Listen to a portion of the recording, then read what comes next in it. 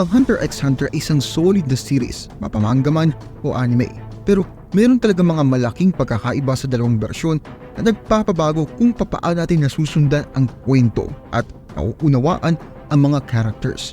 Minsan may nawawalang characters, minsan naman pinapalambot yung mga violent scenes, kaya minsan nagiging nakakagulat, interesting, at minsan pa nga nagiging controversial sa mga fans. Ngayon, pag-uusapan natin yung pinakamalaking pagkakaiba sa Hunter x Hunter manga at sa anime. Malalaman mo yung mga unique scenes, pagpapakilala ng characters at backstories na magpapaiba sa manga at sa anime. Kung diehard fan ka ng isang version o curious ka sa pareho, ang mga key differences na ito ay magpapakita ng unique na paraan kung papaano ikinikwento ng bawat medium ang epic na kwento ni Gon at ng tropa niya. Pero bago pa rin pagpatuloy ng diskusyon, make sure na hit mo yung like button at isubscribe ang channel ko kung hindi mo pa nagagawa. At kung gusto mong ma-notify sa bawat bagong video ko, i-click din yung bell icon. Malaking tulong niyo sa akin at sobrang na-appreciate ko yun. Nagawa mo na? Alright, simulan na natin. Sa anime, may super intense na eksena kung saan ipinanganak si Mento Toyopi, ang 3rd Royal Guard ng Chimera Ants. Ang music, sobrang dramatic. At yung growling voice ni Yuppie nung sinabi niyang gutom siya ay talagang nagbigay ng tono sa karakter niya. Parang ramdam mo agad kung gaano siya kalakas at nakakatakot mula sa simula pa lamang. Pero tong twist, nasa anime lang tong scene na ito. Kung binasa mo yung manga, wala kang makikitang ganitong dramatic entrance para kay Yuppie. Dinagdag ito ng anime team para gawing mas exciting yung introduction niya at bigyan ng malaking first impression ang mga viewers. Kaya kung anime only fan ka lamang, nakita mo yung isang bagay na na-miss ng mga manga readers. Pinapakita nito kung papaanong ang mga adaptations minsan ay nakakadagdag ng extra flair sa story. Kung gusto mo ng smooth at consistent look, baka mas magandang panoorin mo yung Hunter x Hunter kesa basahin. Yung artwork sa manga parang roller coaster. Minsan ang ganda, minsan naman medyo magaspang. Si Togashi, yung creator, ay nakaranas ng tight deadlines at ng health issues, kaya minsan kailangan niya mag-submit ng mga hindi pa tapos o sketch art lamang. Imagine mo na lamang na nagbabasa ka ng comic na may mga parte na sobrang detailed, pero may mga parte naman na mukhang mabilisang in-sketch na may simpleng background lamang. Ganun yung makukuha mo sa Hunter x Hunter manga. Minsan, binabalikan ni Togashi yung mga sketch parts niya at inaayos, pero andyan pa rin yung inconsistency. Ang mga characters tulad ni Chrollo Lucifer pwedeng magmukhang iba sa bawat chapter na medyo nakakalito. Sa kabilang banda, yung anime ng Madhouse, steady yung itsura. Kahit na may mga scenes na mas magandang animation kaysa sa iba, generally, mas polished ito. Sa anime ng Hunter x Hunter, hindi mo makikita na naninigarilyo ang mga characters dahil ito sa mahigpit na rules ng Japan tungkol sa pagpapakita ng paninigarilyo sa TV. Pero sa manga, ibang usapan. Madalas nanghihingi pa nga ng lighter ang mga characters. Halimbawa na lamang, sa manga, may eksena kung saan si Finks, yung miyembro ng Phantom Troop, ay casual na giyosi habang naglalakad sa Meteor City. Isa pang character, si Milluki Zoldyck, ay pinapakita rin na nagyosi. Ang mga eksenang ito ay nagdadagdag ng personality at realism sa mga characters. Pero wala to sa anime. Iniiwasan ng anime yung pagpapakita ng paninigarilyo para sumunod sa TV guidelines at gawing mas family-friendly ang series. Dahil dito, medyo ibang dating ng anime. May mga fans na namimiss yung mga maliliit na quirks ng mga characters. Pero yung iba naman, mas gusto yung cleaner look. Interesting kung papaano yung simpleng bagay tulad ng paninigarilyo ay kayang baguhin yung feel ng story. Kaya kung binasa mo yung manga, mapapansin mo yung mga smoky details na nagdadagdag ng depth sa mga characters. Pero paglipat mo sa anime, parang nag-health kick yung mga characters at tumigil sa paninigarilyo. Ipinapakita nito kung papaanong yung iba't ibang mediums ay pwedeng mag-shape ng story sa unique na paraan. Sa parehong Hunter x Hunter anime at sa manga, may eksena kung saan nag-uusap sina Hisoka at Machi tungkol sa mga plano at kakayahan ni Hisoka. Si Hisoka, sa pagiging cheeky niya, nag-prefer kay Machi para ipakita na hindi siya gaanong worried sa mga concerns nito. Pero nagiging interesting, iba ang level ng flirtation ni Hisoka sa anime at manga. Sa anime, casual lamang na inibitahan ni Hisoka si Machi na mag-dinner. Playful ito at medyo pilyo, pero hindi masyadong nakakagulat. Pero sa manga, ibang usapan. diretsahan niyang tinanong si Machi na makipagtalik sa kanya. Malaking pagkakaiba ito mula sa simpleng dinner invitation at pinapakita kung gaano kapangahas itong si Hisoka. Toned down na ito sa anime marahil para maging mas angkop sa mas maraming viewers. Isa itong magandang halimbawa kung papaanong nagbabago ang character interactions sa adaptations para magkasya sa iba't ibang format o expectations ng audience.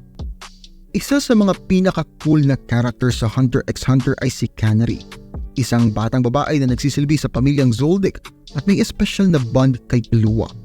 Yung anime nagbibigay sa atin ng mga sweet flashbacks ng kanilang pagkabata na nagpapakita ng mas malambot na side ni Killua at pinibigyan din yung pagkakaibigan nila. Pero itong mga touching scenes na ito ay wala sa manga. Yung anime pumunta pa ng mas malayo sa pamamagitan ng pagpapakita ng backstory ni Kanary na wala naman sa manga. Nalaman natin na si Kanary ay galing sa Meteor City, yung mapanganib at walang batas na lugar na pinanggalingan din ng ilang miyembro ng Phantom Troupe. Itong detalye na ito ay mahalaga dahil kilala yung Meteor City sa mga harsh conditions at malulupit na mga residente. Nagpapahiwatig ito ng mahirap at posibleng tragic life story para kay Kanary. Sa isang eksena, sinabi pa niya kay Killua na kung bibisita siya sa Meteor City, siya ang magiging gabay niya. Itong maliit na detalye na ito ay nagdagdag ng lalim sa karakter niya at nagpapakita ng kanyang loyalty at bravery. Nakakatuwa kung papaano pinapalawak ng anime yung backstory ng mga characters para bigyan sila ng mas maraming lalim at gawing mas richer yung story. Ang Hunter x Hunter anime ay magaling sa pagpapaliwanag ng mga cards sa Grid Island arc. Pakikilala mo yung mga importanteng cards at effects nila, pero yung mga crucial lamang sa kwento para tuloy-tuloy lang yung kwento at hindi ka na malunod sa impormasyon. Pero sa manga, ibang usapan yan. Talagang detalyado pagdating sa pagpapaliwanag ng mga cards. Mas madali kasi maglagay ng detailed panels sa comics kaysa maglaan ng precious screen time sa mga paliwanag. Kaya yung manga nagbibigay ng mas malalim na tingin sa Grid Island cards at sa functions nila. Makikita mo lahat ng nitty-gritty details kahit yung mga less important cards na hindi nabanggit sa anime. Kaya kung sobrang fan ka ng Grid Island arc at gusto mong malaman lahat tungkol sa game, yung manga ang dapat mong basahin. Parang meron kang complete guidebook na andoon ang lahat ng secrets at tricks na wala sa anime. Kung anime lang napapanood mo sa Hunter x Hunter, baka naguguluhan ka tungkol kay Gyro. Si Gyro ay dating hari ng Neo Green Life Autonomous Region o NGL na sobrang importante sa Chimera Ant arc. Ang anime ay maraming oras na ginugol sa tragic backstory ni Gyro. Pinapakita yung mahirap niyang pagkabata at drive niyang maghasik ng kaguluhan. Pero pagkatapos nun, medyo nagiging malabo yung role niya. Sa manga, nalaman natin na naging Chimera Ant itong si Gyro. Nagdagdag ito ng bagong dimensyon sa kanyang karakter at nagpapahiwatig na magiging importante siya sa future. Pero itong part ng story na to ay wala sa anime. Hindi klaro kung bakit, pero baka ayaw ng creators na gawing major future villain itong si Gyro kung hindi rin lang naman nila maipapakita lahat sa anime. Kaya yung mga nagbabasa ng manga, mas naiintindihan nila si Gyro at yung potential role niya sa series. Kaya kung may intriga ka sa karakter niya at mas gusto mo pang malaman, well, pasaan mo manga para makuha mo yung sagot na hinahanap mo. Para makapasok sa property ng mga Zoldyck, kailangan mong itulak yung mga malalaking pinto na ilang tonelada ang bigat. Seryosong test ng lakas at training to. Sa manga, pinapakita dito kung gaano kalakas yung mga main characters. Si Leorio na lamang, halimbawa, nagawang itulak yung dalawang pinto na may kabuang bigat na 8 tonelada. Samantalang si Gon at Kurapika naman nagbukas ng tig-isang pinto. Ang impressive feat na ito ay nag-highlight sa kanilang incredible strength at determination. Pero sa anime, iba yung kaganapan sa gate scene. Imbis na buksan ng bawat isa yung sarili nilang mga pinto, kailangan ng pinagsamang effort ni Leorio, Kurapika at Gon para maitulak lamang yung isang pinto.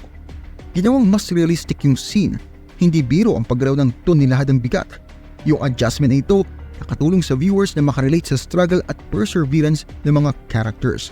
Kaya kung mas gusto mo yung display ng individual strength sa manga o yung teamwork approach sa anime, itong pagkakaibang to ang nagdagdag ng interesting twist sa story.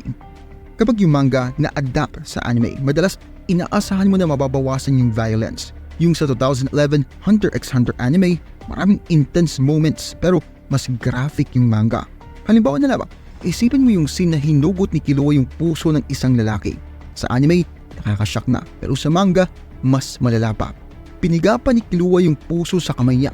Mas gruesome detail yun na nag-highlight sa deadly skills ni Killua. Isa pang example, yung pinatay ni Hisoka si Gereta.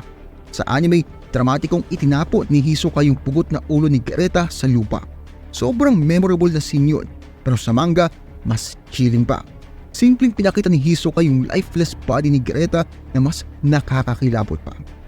Interestingly, yung 1999 anime adaptation ng Hunter x Hunter mas malapit sa level ng violence ng manga. Kahit na may pagkakaiba, pinapanatili nito yung darker at mas graphic scenes kumpara sa 2011 version. Kaya kung curious ka kung paanong hinahandle ng iba't ibang adaptations yung mature content, interesting talagang explore yung aspect na ito ng Hunter x Hunter. Si Leorio ay isang astig na karakter, pero sa 2011 Hunter x Hunter anime, madalas siyang parang mas magdaldal kaysa sa sumabak sa aksyon. Meron siyang standout moment kung saan ginamit niya yung nen niya para i-teleport yung kamao niya at suntukin si Jing mula sa kabilang parte ng kwarto, at sobrang cool nun. Pero bukod doon, hindi na talaga siya mukhang malakas. Sa manga, madalas ipinapakita yung lakas ni Leorio. Yung ganitong portrayal, hindi gaanong halata yung difference niya kanag Gon at Killua. Halimbawa, mas pinibigyan din yung physical abilities at combat skills ni Leorio, kaya naging mas balance na miyembro siya ng team. Mahalaga yung pagkakaibang ito kasi pinabago nito kung paano natin nakikita si Leorio bilang karakter. Sa anime, parang comic relief lamang siya, pero sa manga, pinapaalala nito sa atin na isa siyang formidable fighter. Mas nabibigyan siya ng lalim at mas nagiging stand out yung moments niya ng tapang at lakas. Ngayon naman, talakayin natin yung isa pang interesting na pagkakaiba, yung misteryosong si Maha Zoldyck na wala sa 2011 anime. Hindi mo yun gustong ma-miss. Si Maha Zoldyck, ang lolo ni Zeno Zoldyck, ang pinakamatandang miyembro ng Zoldyck clan, ay 120 years old na. Sa kabila ng kanyang edad, isa siya sa napakalakas at misteryosong figura sa Hunter x Hunter universe. Sa manga at 1999 anime, nalaman natin na minsan nakipaglaban si Maha kay Netero, isa sa pinakamalakas na fighter ng series. Yung laban na yun, nagpapakita kung gaano kalakas si Maha. Bukod pa dito, sa York New City arc, tinulungan ni Maha sina Illumi at Kaluto na talunin ang 10 Dons na pinapakita ang kanyang lethal skills at kahalagahan sa loob ng pamilyang Zoldyck. Pero sa 2011 anime, wala si Maha. Yung pagkawala niya para may kulang sa pagpapakita ng lakas at kasaysayan ng pamilyang Zoldyck. Yung mga fans ng manga at ng older anime, maaring mamiss yung presence ng formidable character na ito at yung depth na dinadala niya sa Zoldyck lineage. Kaya kung curious ka sa role ni Maha at yung contributions niya sa fearsome reputation ng Zoldyck family, basahin mo yung manga o panoorin mo yung 1999 anime para makuha mo yung full picture. Ngayon naman, pag-usapan natin kung paano nagkaiba yung pagpapakilala kay Kite sa manga at sa anime.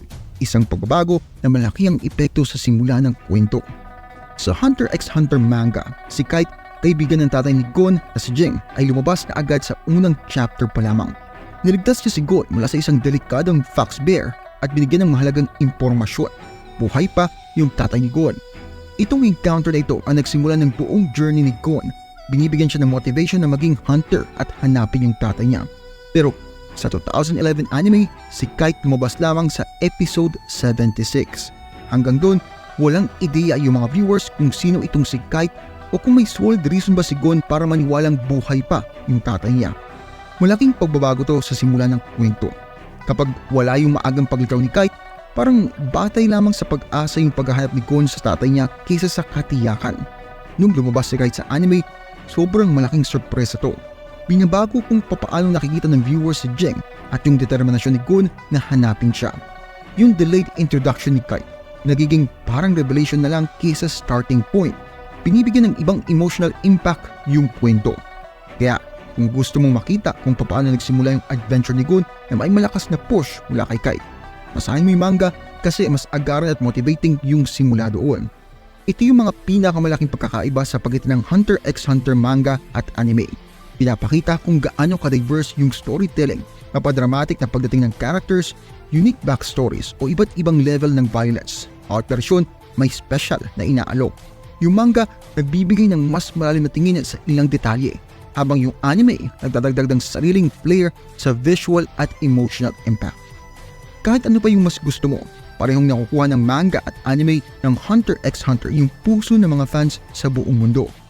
Yung mga pagkakaibang to, nagpapaalala na yung adaptations, minsan nagkakaroon ng creative liberties para masakto yung kwento sa medium at sa audience nila. Salamat sa pagsama sa akin sa pag-explore ng mga fascinating na pagkakaiba ng Hunter x Hunter. Huwag kalimutan mag-like, mag-subscribe at pinutin yung bell button para sa mas marami pang content tulad nito. Alin sa dalawang bersyon ang mas gusto mo at may key difference ba akong na-miss? Ilagay mo naman sa comment section dyan sa baba. Maraming salamat sa panonood at kita-kits tayo sa next video.